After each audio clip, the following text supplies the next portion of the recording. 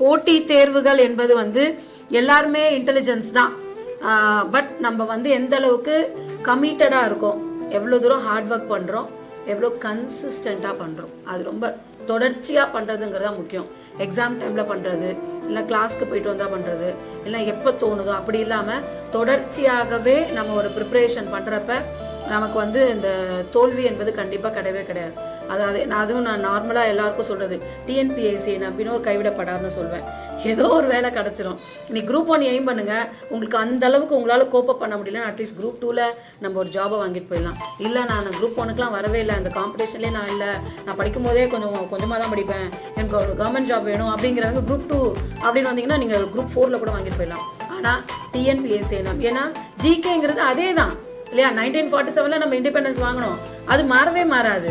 எத்தனை ஆர்டிகல்ஸுங்கிறது அதே ஆர்டிகல்ஸ் தான் கான்ஸ்டியூஷன்ல, விதிகள் மாறவே மாறாது. மேபி அமெண்ட்மெண்ட் இருக்கலாம், அது வந்து எக்ஸ்ட்ரா படிக்கிறது தான். ஆக மொத்தம் எதுவுமே மாறப்போறது இல்லை, கரண்ட் அஃபேர்ஸை மட்டும் அப்டேட் பண்ணிட்டு வரும். ஸோ ஒன்ஸ் நீங்கள் படிச்சிங்கன்னா இந்த நாலேஜ் இஸ் ட்ரெஷர், அது உங்கள் மனசில் இருக்கும். நீங்கள் வந்து வேலையை தேடி போக வேண்டாம், வேலை உங்களை தேடி வரும். நம்ம சூஸ் பண்ணலாம்.